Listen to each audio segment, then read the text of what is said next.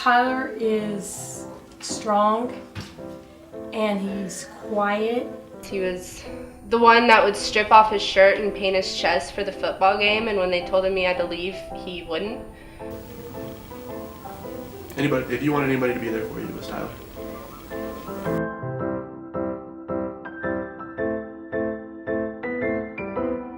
Just all sorts of running jokes between all of us that a lot of times are spearheaded by Tyler. Some about if you're driving down the highway, you see an armadillo. See an armadillo in the road, you got to make sure you slow down because they'll jump about 5 feet in the air and they'll hit you smack dab in the windshield, and you just got to be careful, watch out for those armadillos. I don't know if they jump 5 feet in the air, but That's Tyler when he was born. I remember when he was first born, I remember seeing this picture and I said, I don't remember having a Chinese baby.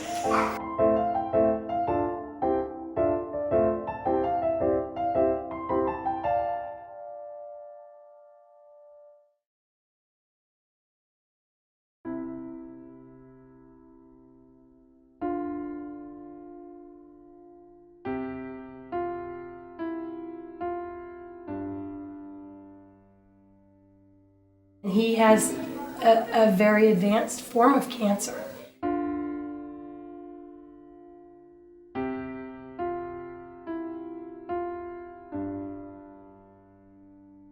But he has a huge mass between his heart and his right lung, and a huge mass in the upper lobe of his right lung, which therefore is putting pressure on everything, and he's not even breathing out of his right lung. He's only breathing out of his left lung because of this huge mass. I think that we were way overwhelmed. I think that he was overwhelmed.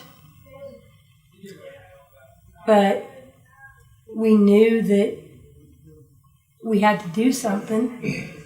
And when I asked the doctor, we didn't know a lot about cancer.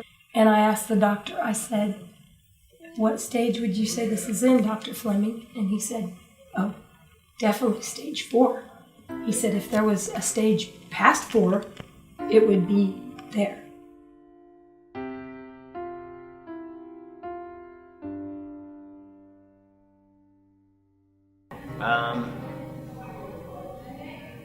That was probably the worst phone call I've ever had to make. I was calling my mom after they diagnosed Tyler. I was at my house in Hutch, and I immediately texted Vicki and asked her if everything was okay, if there was anything I could do, if I needed to come up and see everybody. And I kind of just sat there and I cried for a little while. It was really shocking for me. And about a week after he got admitted into the hospital, I went up to KU and saw him, and it was hard. It was really hard. Lots of crying, Without that physical, Tyler would have never known his state, and he wouldn't have been able to be diagnosed like he was. Even though it was stage 4, it could have progressed into something that was never able to be battled at all. If I could take away the pain from him that he's feeling right now, I would do it in a heartbeat. And it don't matter what we have to do to get his treatment for him. It don't matter what cost it is, and it don't matter what I have to do, he's gonna get it. Because he's one of the most valuable things in my entire life.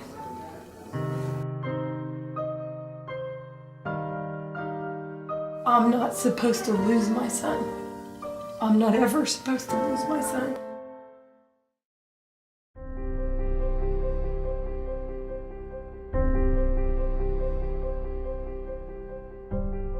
I'm not scared. I was initially, obviously, but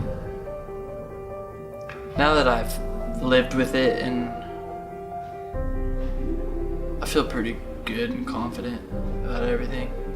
Since Tyler's been diagnosed with Hodgkin's lymphoma, it's really been a big act of rallying among our friends from middle school, high school, and college. The things we've seen happening so far that are so wonderful, we've seen people hosting jewelry parties, purse parties, candle parties, and all of the proceeds that come from those events are going towards Tyler and his medical expenses. We have a fundraising event next Thursday at Gella's Brew House, which is native to Tyler as well as his brother, who's the manager there. Tyler was the head bartender prior to being diagnosed.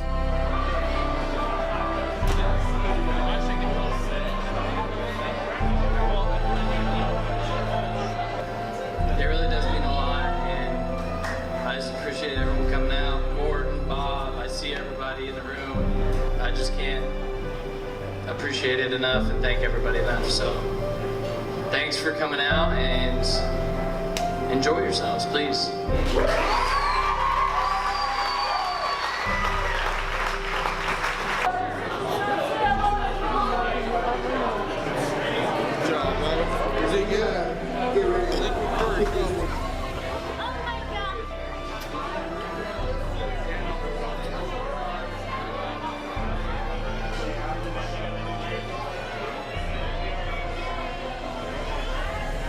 There is a softball tournament in Dodge City, and Dodge City actually donated 2 fields free of charge for Tyler for us to host this event. And as far as I understand right now, there are 13 teams signed up, all of which have a $150 charge to do so. So the funds from that are seeming to pile up quite a bit.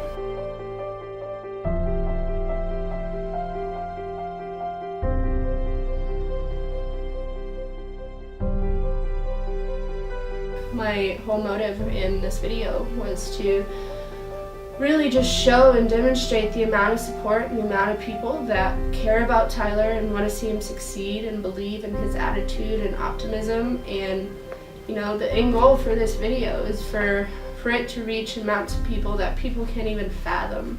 Every day I'm reminded of how many people care with all the fundraising in this and people that reach out to you. So We started a Facebook page called Tyler's Team, and there's over 700 people on there that look for updates daily or weekly about what he's going through.